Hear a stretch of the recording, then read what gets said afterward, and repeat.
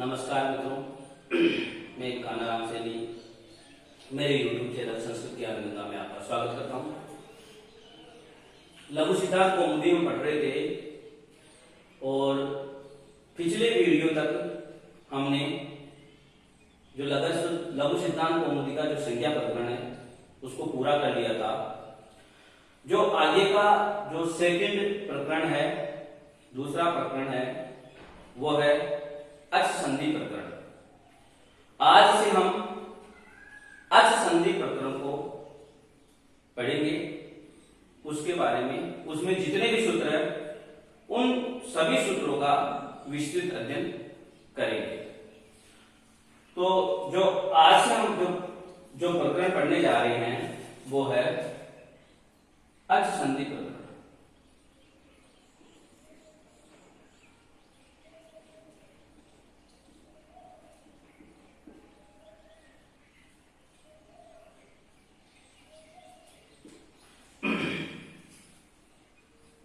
हमने पिछले वीडियो में जो संधि थी, संधि का एक दूसरा नाम और है संहिता, उस संहिता है उसकी परिभाषा को देखा था। उस जो संहिता संज्ञा किसकी होती है वो मैं आपको वापस बता देता हूं। तो सूत्र जो हमारे आएगा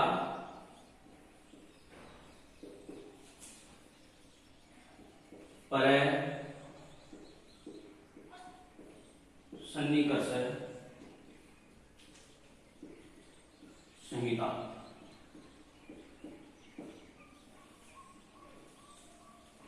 ये जो सूत्र आया था ये संहिता संज्ञा विधायक सूत्र है।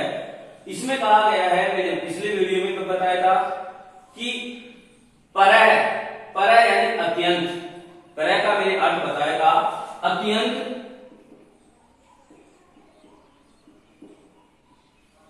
सन्निकर्ष है, सन्निकर्ष यानी समीपता।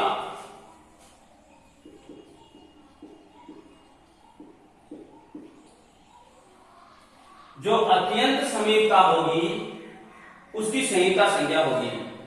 फिर यहां प्रश्न उठता है कि किनकी समीपता, तो हम वर्णों का अध्ययन कर रहे हैं।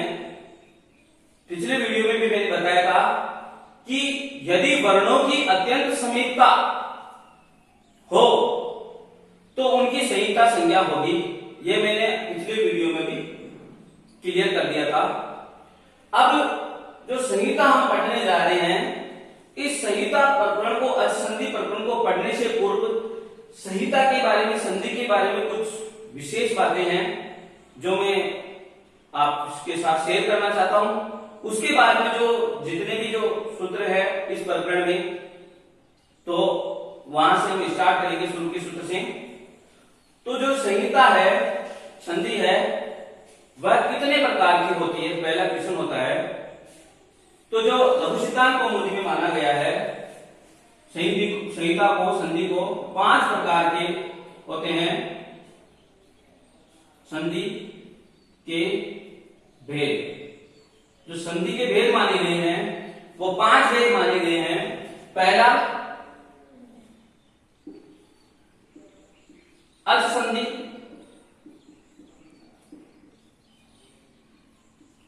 इसको स्वर संधि भी कहते हैं, इसको स्वर संधि भी कहते हैं क्योंकि अच प्रत्यय यदि हम बनाएंगे तो उसमें जो जितने भी जो अच हैं, स्वर हैं, उनका ग्रहण हो जाता है, इसीलिए उसको स्वर संधि भी कहते हैं। दूसरा जो भेद होता है संधि का वो होता है हल संधि।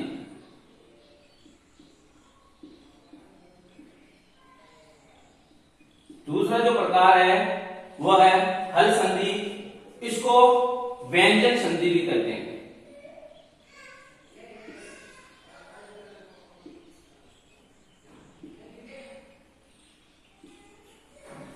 क्योंकि हल यदि प्रत्याय हम बनाएंगे माइसी सूत्रों से तो सभी व्यंजनों का इसमें ग्रहण हो जाएगा, इसीलिए इसको व्यंजन संधि कहते हैं।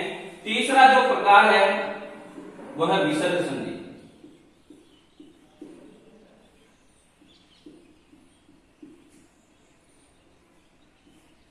चौथा जो प्रकार है वह है प्रकृति भाव संधि।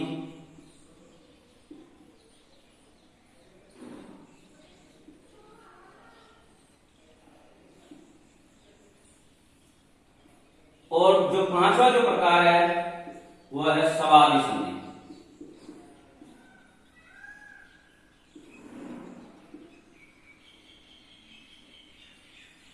इस प्रकार से जो संहिता है, संधि है, उसके 5 वेद बताए गए हैं। पहला है अच संधि, दूसरा है हल संधि, तीसरा है विसर्ग संधि, चौथा है प्रकृति भाव संधि और पांचवा है स्वादि संधि। यदि हम अच संधि की बात करें तो अच संधि में नाम से ही पता है कि अचों का मेल होगा, अचों की संधि होगी, यानी स्वर, यदि स्वरों का स्वरों से मेल हो, स्वरों का स्वरों से मेल हो, स्वर का स्वर से मेल हो तो वो अच संधि कहलाती है या स्वर संधि कहलाती है। जो दूसरी जो संधि आई हल संधि, व्यंजन संधि, उसमें स्वर या व्यंजन का व्यंजनों से मेल हो तो वह व्यंजन संधि हल संधि कहलाती है। तीसरी जो संधि आई विसर्ग संधि, विसर्ग संधि में यदि विसर्ग का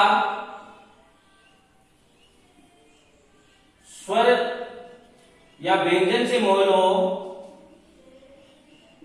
तो विसर्ग संधि कहलाती है।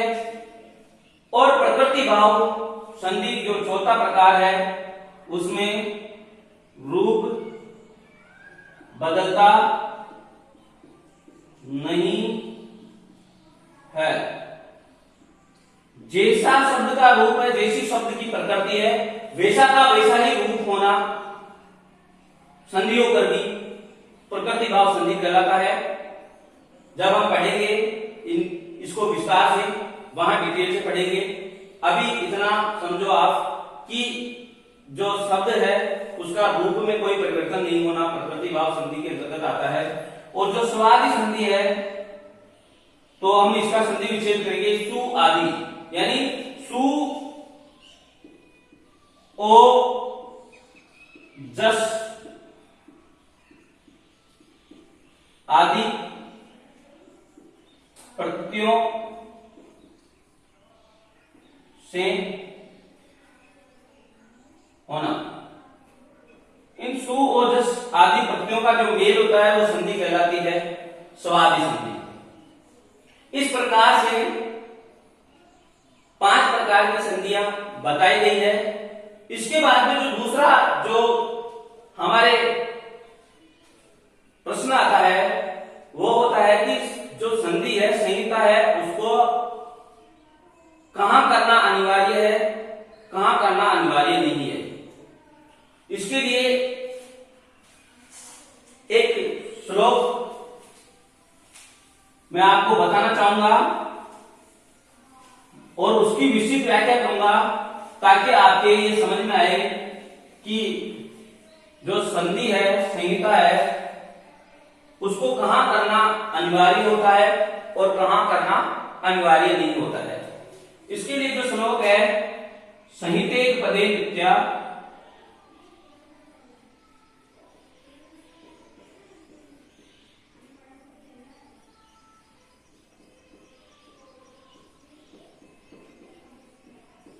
नित्या धातु उपसर्गयो, नित्या धातु उपसर्गयो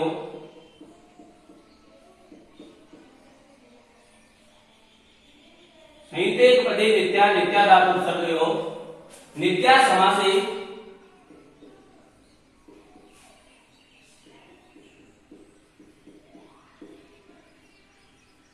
वाक्येतु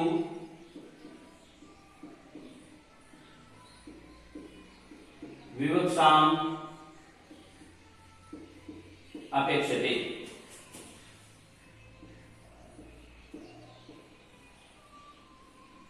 इस प्रकार से एक श्लोक है, उसके द्वारा यह क्लियर किया गया है, समझाया गया है कि संधि करना कहां कहां नित्य है और कहां कहां अनित्य है। तो जो इसमें जो पहला जो चरण दिया गया है, पहले भाग में जो कहा गया है उसको समझते हैं। फिर द्वितीय भाग में जो नित्या धातु उपसर्ग वो कहा गया उसको समझेंगे। उसके बाद नित्या समासे तृतीय भाग में जो कहा गया उसको समझेंगे। और उसके बाद में वाक्य तु विवक्षाम अपेक्षते जो चतुर्थ भाग में कहा गया है उसको समझेंगे। हम इन चारों को उदाहरणों के द्वारा समझेंगे। तो ये जो पहला जो इसमें आया संहिते पदे नित्या, संहिते पदे नित्या, इसका अर्थ है कि संहिता है जो संधि है वो एक पदे, एक पद में, यदि एक ही पद हो तो उसमें संहिता करना अनिवार्य होता है, नित्य होता है। संधि करना, संधि कहे चाहे संहिता कहे, दोनों पर्यायवाची हैं। तो यदि एक पद है उस एक पद में संहिता करना अनिवार्य है, नित्य है। जैसे यदि हम उदाहरण लें तो चे प्लस है, तो यहां पर एक पद का हम प्रयोग करना चाहते हैं। जैसे च में ए है, उस ए को बाहर निकालेंगे, उस ए के स्थान पर ऐ आदेश हो जाएगा, एचो ऐ वायावासी अयाल संधि होकर के आगे बचा ए और इधर बचा च, हम मिलाएंगे तो जो रूप बनेगा च में ए मिल जाएगा, इसलिए च पूरा हो जाएगा। यह में ए मिल जाएगा इसलिए यह पूरा हो जाएगा और रूप बनेगा चय। तो जो ये चय एक पद है, इसको इस एक पद में इन दोनों का जो संधि करना था वो अनिवार्य था। इन दोनों जो यहां पर ए और ए, इन स्वरों का मेल करके संधि करना अनिवार्य था। तो ये आपके समझ में आ गया होगा कि एक पद में हमेशा संहिता करना नित्य होता है। इसी प्रकार यदि हम इसी का दूसरा उदाहरण लें तो जे प्लस एन, इसी प्रकार यदि यहां ए है, इस ए को ऐ आदेश हो जाएगा, आगे बचा ए और इधर बचा जय आधा, मिलाएंगे तो बनेगा जय। तो जो ये भी जो एक पद बना, इस एक पद में संहिता करना अनिवार्य था। तो ये इसका ये अर्थ हुआ कि जो संहिता है, जो संधि है, वो एक पद में जो एक पद चय और जय इनमें करना अनिवार्य होता है। इसके बाद में जो दूसरा हमारे जो आता है नित्या धातु उपसर्ग योग, नित्या धातु उपसर्ग योग।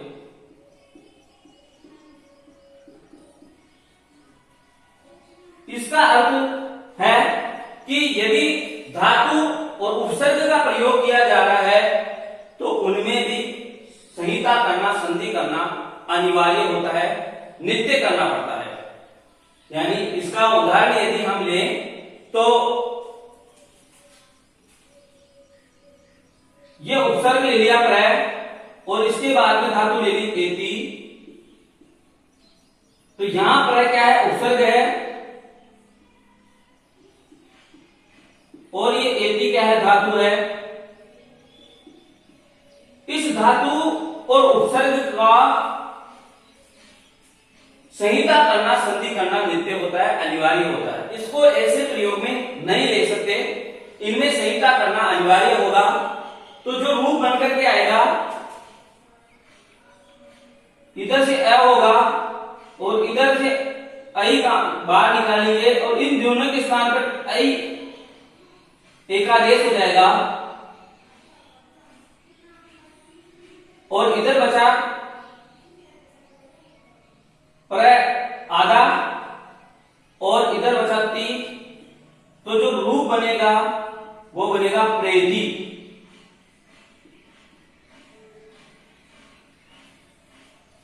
प्रकार से, सॉरी यहां ये मात्रा नहीं है, इस प्रकार से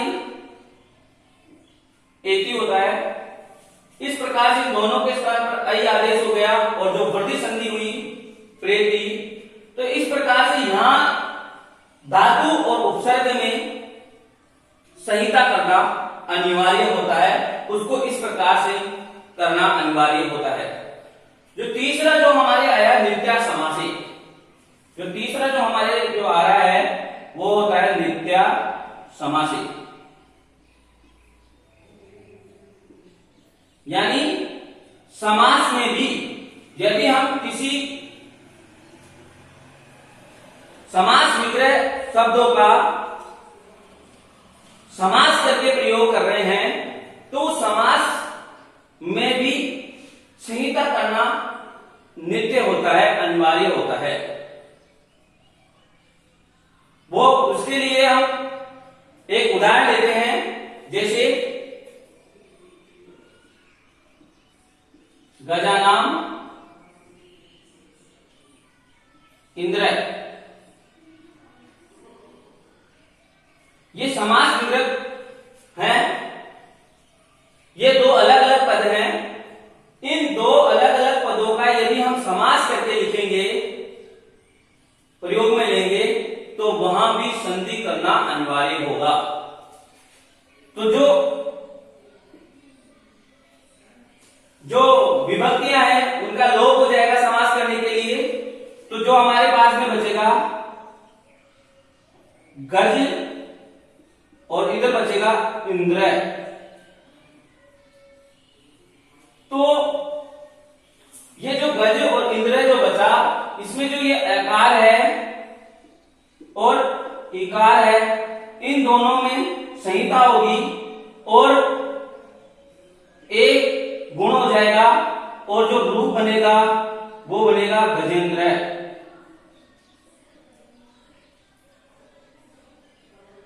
इस प्रकार से यदि हम सामासिक शब्द का प्रयोग कर रहे हैं तो सामासिक शब्द का प्रयोग कर रहे हैं तो जो संहिता है वो करना अनिवार्य होता है, नित्य होता है।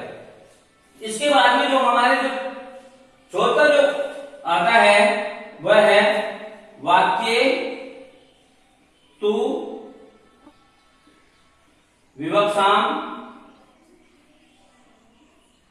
अपेक्षिते।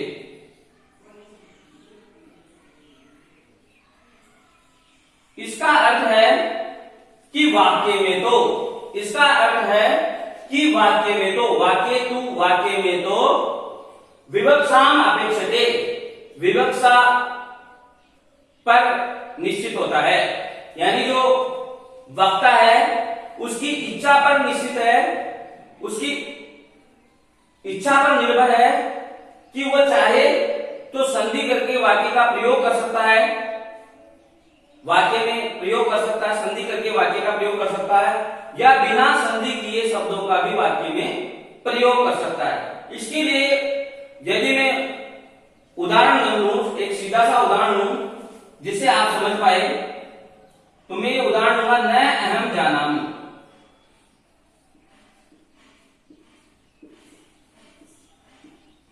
ये एक वाक्य है, इसमें मेरी इच्छा है कि इन जो अलग अलग शब्द हैं न अहम जानामि, इनका मैं इसी प्रकार से प्रयोग करना चाहता हूं, तो वो मेरी इच्छा है कि मैं प्रयोग इस प्रकार से भी कर सकता हूं, और जो वक्ता है मैं ही हूं तो इसका मैं दूसरी प्रकार संहिता करके भी प्रयोग में कर सकता हूं। इन दोनों शब्दों में संहिता हो रही है, न प्लस अहम मिलकर के ना अहम, इस प्रकार से दीर्घ संधि हो जाएगी जानामि।